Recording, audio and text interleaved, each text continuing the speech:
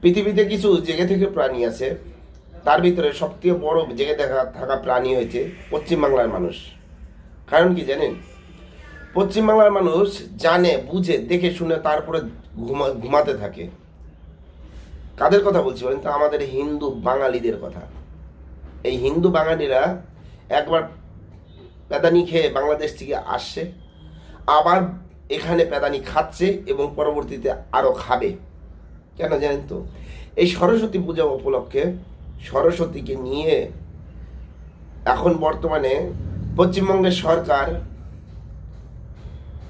মাইনরিটিকে আগে দিয়েছে। আগে দেওয়ার ফলে কি হয়েছে? পুলিশের চাকরি মাইনরিটি আগে, স্কুল মাইনরিটি আগে, সংরক্ষণের জন্য ওবিসি সংরক্ষণের জন্য মাইনরিটি আগে। এই কারণের জন্য এই বাংলাতে সরস্বতী পুজো করতে গেলে এখন পুলিশের দ্বারস্থ, কোর্টের দ্বারস্থ হতে হচ্ছে, কোর্টে যেতে হচ্ছে, পারমিশন নিতে হচ্ছে।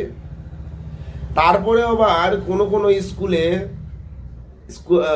পুজো করতে দেওয়া হচ্ছে না, গেটে তালা মেরে দিচ্ছে, স্কুলে প্রধান শিক্ষক থাকছে না, শুধু মাইনরিটি হওয়ার কারণে। আমরা কোথায় এখন নেমে এসছি? আর কিছুদিন পরে কি হতে পারে সেটা একবার অনুভব করতে পেরেছেন?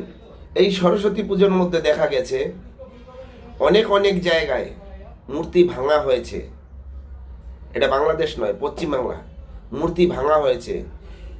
আমাদের সরস্বতী মায়ের, যাকে আমরা বাগদেবী বা আরাধনা বিদ্যার দেবী বলে জানি, তার বস্ত্র খুলে নেওয়া হয়েছে এবং তাকে অশ্লীল যেসব কাজকর্ম, তার বুকে আঁচড় দেওয়া, তাকে উলঙ্গ করা, কত কিছু করা হয়েছে।